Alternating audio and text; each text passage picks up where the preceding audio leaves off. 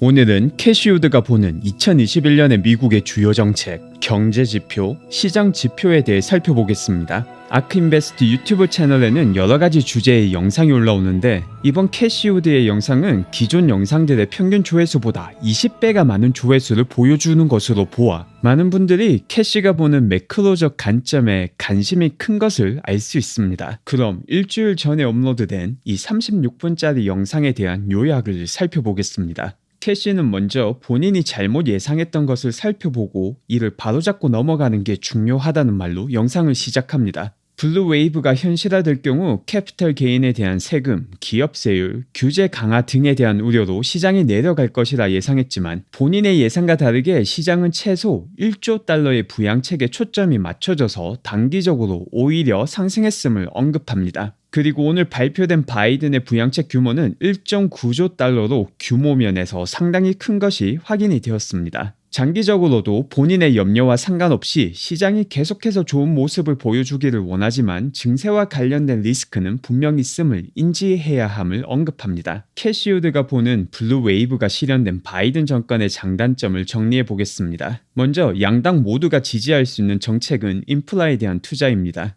특히 바이든 정권 초반은 인프라 투자 같은 여당, 야당 모두 지지할 수 있는 정책들에 초점이 맞추어져서 통합에 힘을 쓸 것이라 예상했습니다. 헬스케어 산업의 경우 아크인베스트가 상당히 집중하는 분야이고 엄청난 이노베이션들이 발생하고 있는 분야이기도 합니다. 트럼프 정권에서는 헬스케어와 관련해서 두 가지 주요 정책을 가지고 있었는데 이는 복제의약품과 바이오 시밀러를 통해 의약품 가격을 낮추고 혁신적인 의학 기술들, 특히 암과 관련된 기술에 대한 승인 및 투자 규모를 늘려서 더 많은 질병을 정복하는 것이었습니다. 이 기조는 바이든 정권에서도 계속 이어질 것이라 예상했습니다. 물론 오바마 정권의 유니버셜 헬스케어로 돌아가려는 움직임도 예상되지만 이는 상당히 많은 정책적 찬반이 나올 것으로 예상했습니다. 클린 에너지와 관련된 산업의 경우 이제는 공화당에서도 클린 에너지 산업의 중요성을 이해하기 시작했다고 했습니다. 예를 들면 전기차의 비용, 배터리의 비용이 급격히 감소하여 이와 관련된 기술들이 드디어 대규모 스케일에서 시행될 수 있는 시기가 되었다는 것에 대한 여야의 공통적인 의견이 형성된 것입니다.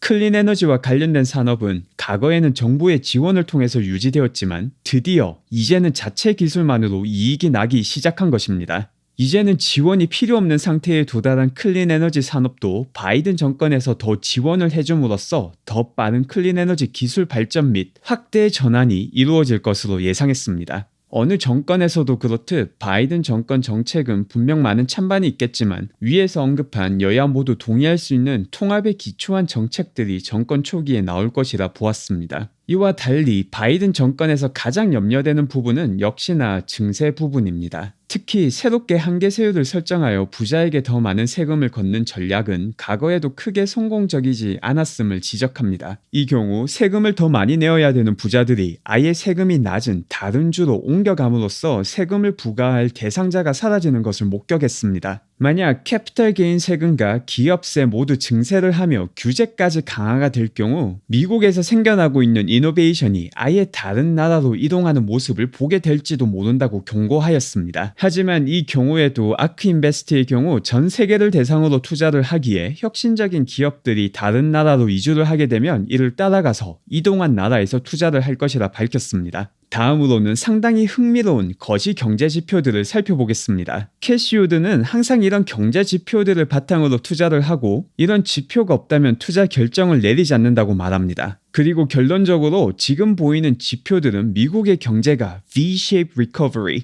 V자형 경기 회복이라고 판단하였습니다. 그 근거는 자동차 시장, 주택 시장, 그리고 전반적인 설비 투자를 볼 경우 이 모두가 치솟고 있습니다. 특히 제조업체의 경우 수요가 회복되며 생산이 수요를 따라가지 못하는 상태입니다. 언론에서 헤드라인으로 잡는 각종 충격적인 고용률 지표들이 발표되고 있지만 사실 이 내용을 자세히 살펴보게 될 경우 고용률 지표에서 레저, 여행, 관광 산업이 크게 떨어져서 전체적으로 좋지 않은 모습을 보여주는 것이지 이를 제외한 부분은 상당히 양호합니다. 특히 제조업의 경우 총 근무 시간 및 취업률 자체가 예상보다 좋았고 추가 근무 시간은 오히려 올라갔습니다. 이는 앞서 말한 공급이 수요를 따라가지 못하는 현 상황을 뒷받침해주는 것입니다. 또한 미국에 앞서 전염병이 크게 유행했던 중국과 유럽의 경우도 V자형 경기 회복을 보여주기에 미국에서도 V자형 경기 회복이 일어날 것이라는 확신을 더 줍니다. 취업률 관련 리포트에서 또 하나의 재미난 점은 평균 급여가 0.8% 상승하였는데 이런 큰 상승은 7, 80년대 이후로는 본 적이 없다고 캐시우드는 말합니다. 2021년은 전염병으로 인해 수축되었던 경제의 V자형 회복과 함께 바이든 정권의 대규모 부양책 그리고 거시적인 경기 사이클이 상승 국면에 돌입함에 따라서 증시에서도 전반적인 상승이 나타날 가능성이 높다고 진단합니다. 이와 관련된 가장 큰 우려가 인플레이션입니다. 인플레이션의 경우 지난 13일 발표된 CPI 지수를 커뮤니티를 통해 공지해 드리기도 하였는데요. 정말 재미있게도 이런 지표로 확인되는 인플레이션은 아주 낮은 수치들을 보여주고 있습니다. 이런 상황이다 보니 인플레이션은 더 이상 일어나지 않는다는 말도 나오고 있지만 과거에도 이런 적이 있었다고 캐시우드는 말합니다. 1960년대에도 인플레이션 걱정이 없다는 말이 돌았지만 70년대 초반 오펙에서 오일 생산을 줄이니 오일 값이 4배가 뛰었고 미국은 닉슨 쇼크와 함께 금태안제 정지를 선언하는 지경에 이르렀습니다. 즉 아직은 인플레이션의 징조가 보이지는 않지만 역사를 통해 볼 때 무작정 마음 놓고 있을 수는 없다는 것입니다. 이와 함께 시장에 풀린 통화의 유동성을 나타내는 대표적인 수치인 M2의 변화도 상당합니다. 현재 2020년 초반부터 M2가 가파르게 증가하여 26% 증가한 상태임을 고려하면 인플레이션은 계속해서 잠재적 위험 요소로 염두에 두어야 합니다. 캐시우드가 보는 위협이 시작되는 시기는 사람들이 인플레이션에 대한 걱정을 시작하고 이를 미리 대비하기 위하여 자산을 리밸런싱하는 움직임이 포착되는 순간이라고 말합니다. 다음은 시장 지표들을 살펴보겠습니다. 캐시우드는 지금의 상승장이 다양한 종목들로 확대되고 있으며 이는 상당히 긍정적인 상황이라고 판단합니다. 다만 미국 장기채에서 예상 밖의 움직임을 보여주고 있고 이는 눈여겨볼 필요가 있는 부분이라고 말합니다. 혹시 채권에 대해 익숙하지 않으신 분들을 위해 간략히 설명드리면 미 국채는 미국 정부에서 6개월, 1년 혹은 10년처럼 특정 시간이 지난 뒤 $1,000를 돌려주겠다는 약속의 증표입니다. 이 특정 시간, 즉 만기일에 $1,000라는 금액을 미국 정부가 보증해서 주기 때문에 채권의 가격이 낮아지면 낮아질수록 수익률은 올라가게 됩니다. 이해를 돕기 위한 극단적인 예로 $100에 내일 만기되는 채권을 사게 된다면 수익률은 900%가 되고 만약 $500에 산다면 수익률은 100%가 되는 것입니다.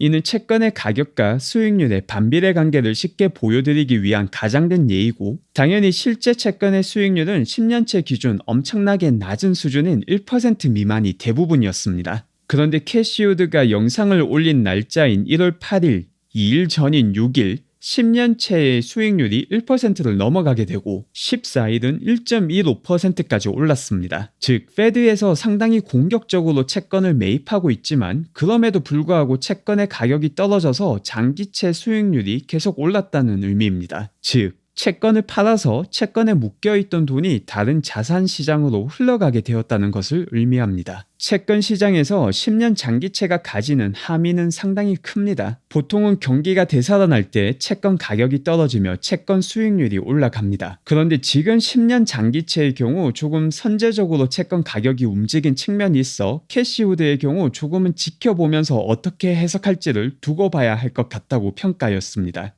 이 미국 장기채가 흔히 말하는 risk-free rate의 대표적인 지표이고 이 지표가 모든 할인율의 기본 베이스가 됩니다. 또한 몰기지 이자율의 베이스가 되기도 합니다. 바로 이런 이유 때문에 장기채가 오르면 기업들의 밸류에이션에 사용되는 할인율이 올라가고 밸류에이션 수치가 낮아진다는 말이 나오는 것입니다. 이와 함께 몰기지론의 이자율이 오를 경우는 상당한 경제적인 충격을 가져올 수 있기 때문에 잘 지켜봐야 되는 수치입니다. 이 밖에 잘 지켜봐야 되는 매크로 지표는 미국의 달러 가치입니다. 현재 2020년 초 대비 달러 가치는 7% 하락한 상태로 어느 정도 가파른 하락이 이루어진 게 사실입니다. 역시 주의 깊게 봐야 되는 매크로 지표 중 하나이지만 조금 더 시간을 길게 두고 보았을 때는 아직 엄청 걱정할 단계의 수준까지 하락한 것은 아니라고 봅니다. 이 밖에 캐시우드는 가상화폐에 대해서도 이야기를 하였지만 저도 캐시우드 누님이 가진 탁월한 시야와 관점을 존중하지만 암호화폐에서는 저와 너무 관점이 다르시고 저는 개인적으로 제 채널을 찾아와 주시는 구독자님들은 가상화폐에 투자를 안 하셨으면 좋겠다고 생각해서 이 부분은 크게 다루지 않겠습니다. 제가 가상화폐를 싫어하는 이유는 가상화폐의 밸류에이션의 핵심은 사람들의 믿음인데 이 믿음이 영원하다고 생각하지 않기 때문입니다. 정말 장기적으로 언젠가 그 믿음이 사라질 때 암호화폐의 가치도 사라질 것이라 생각하기에 중단기 투자만이 가능한 대상인데 중단기 투자 시 역시 밸류에이션 자체도 불가능해서 그냥 사서 오르길 기도하는 기도 메타 말고는 할 게 없는 자산이라고 생각합니다. 차라리 그럴 바에 시장에서 틈틈이 주는 좋은 기회들을 포착해서 중단기 투자를 하는 게 몇 배 더 효율적이라고 보고 이보다 더 좋은 것은 가치 있는 주식들에 장기 투자를 하는 것이라 생각합니다. 그럼 마지막으로 캐시우드 누님이 다룬 매크로 지표를 정리하며 제 생각을